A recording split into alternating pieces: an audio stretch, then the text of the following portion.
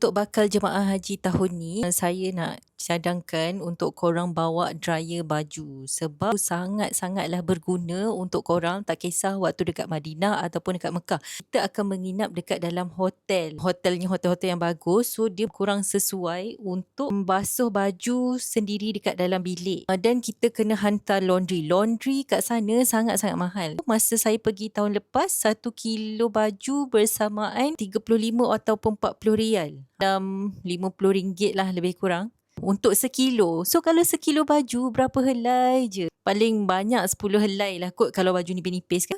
Korang beli dryer sebab dryer tu korang boleh basuh setiap hari dan keringkan setiap hari dekat dalam bilik hotel. Saya rasa sangat menyesal sebab saya tak tahu pembahasan benda tu sebelum saya pergi haji. Saya tak ada pengalaman pergi Mekah sebelum saya pergi haji tu. Maksudnya saya tak pernah pergi umrah pun. So tahu-tahu saya dapat pergi Mekah, which is saya pergi buat haji terus. That's why lah saya macam tak tahu keadaan kat sana macam mana dan saya tak sangka rupa-rupanya betapa mahalnya laundry kat sana. Ingat macam kita ni bayar RM5, RM6 dapatlah 12 kilo punya mesin kan. Yang kat sana tak, memang macam kau hantar pergi Dobi orang basuh. Dia tak ada laundry yang self-service.